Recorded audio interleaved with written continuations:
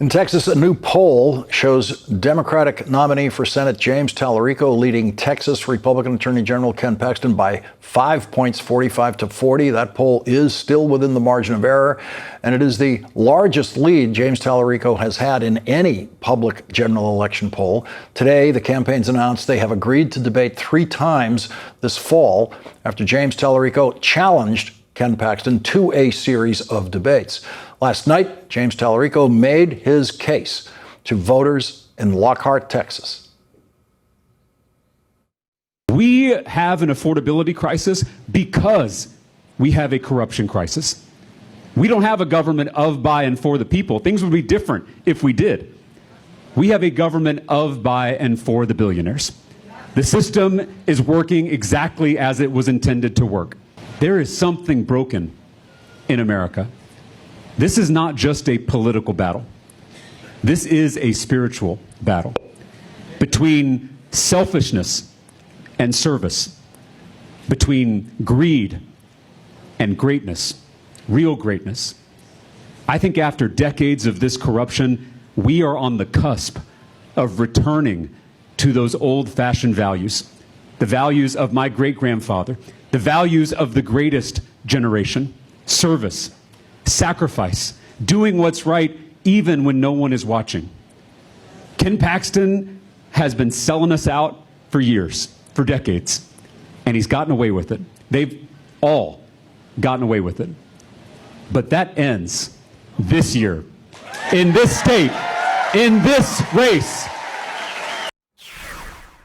Joining us now is Texas State Representative James Talarico, Democratic nominee for United States Senate in Texas. Thank you very much for joining us tonight. In that clip we just showed, you led with affordability, but you joined it to another major issue, which I think is it's a framing that I haven't heard before. When you said we have an affordability crisis because we have a corruption crisis. Those are two sides of the same coin. Yeah, that's exactly right. I mean, I've been traveling to every corner of Texas, big cities, small towns like Lockhart, red areas, blue areas alike.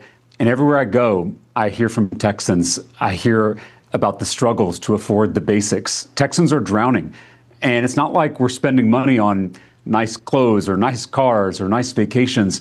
We're spending our money on the necessities: groceries, gas, healthcare, insurance, utilities. And it's because for 50 years, puppet politicians like Ken Paxton have been rigging this economy in favor of their billionaire mega donors at our expense. And it's been theft. I mean, trickle-down economics is not a theory. It is theft. And it's been with their bribes, their bailouts, their billionaire tax breaks. They've been stealing from the American people. This affordability crisis has really hit its peak, especially over the last few years as prices have skyrocketed. But it's been a problem 50 years in the making. Our wages, our income, our pay has remained stagnant or it's declined. Our power in the economy has been chipped away at. And so we're trying to tell the big story about what's happened to the middle class in this country. And it's not a problem just over the last 5 years. It's a problem over the last 50 years.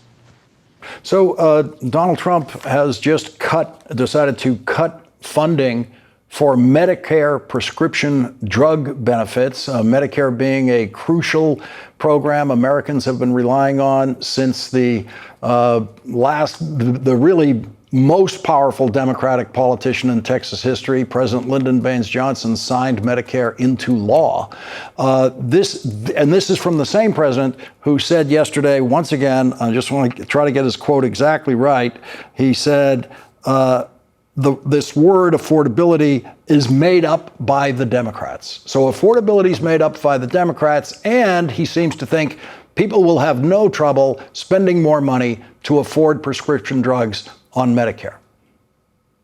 Well, the president needs to get out of the White House and get out in the country and hear from Americans about the struggles that they're facing.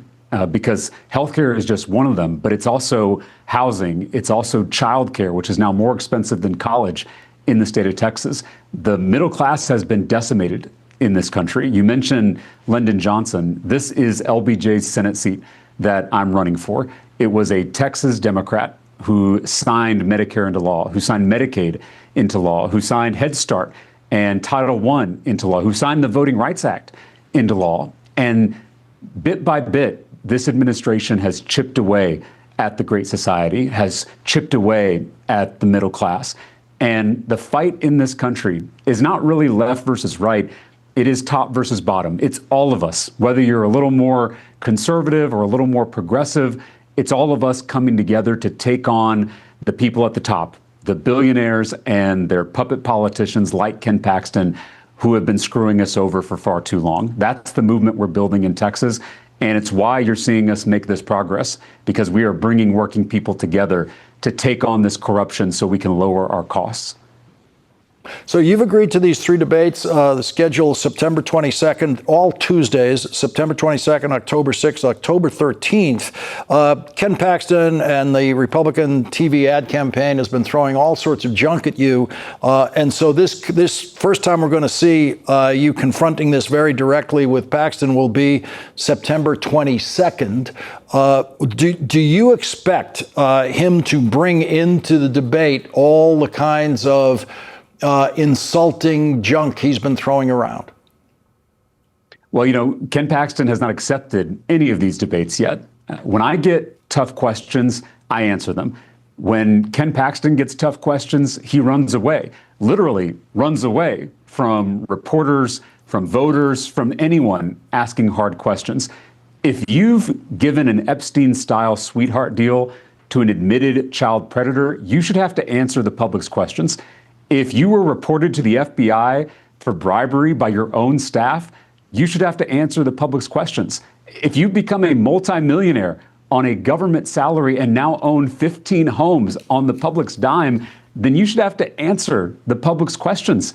I get it. If I had Ken Paxton's record of corruption, I wouldn't want to answer these questions either. But he's asking for your vote. He is asking for your trust. And the people of Texas deserve answers. So I've challenged Ken Paxton to these three televised debates. The networks have already set the dates and the times and the locations. We're just waiting on Ken Paxton. I'm not afraid of tough questions. We'll see if Ken Paxton can say the same. So there could be an empty chair at these debates. There might be. And Ken Paxton has a long history of saying one thing and doing another, of promising to show up and then not showing up. And so I'll believe it when he walks onto that debate stage. I think the people of Texas deserve answers to their very legitimate questions about his career of corruption. He hasn't debated in more than a decade. He hasn't made himself available to questions from the public. And I think that should end this November as Texans face this very important choice on November 3rd. James Tallarico, thank you very much for joining us tonight. Thanks for having me.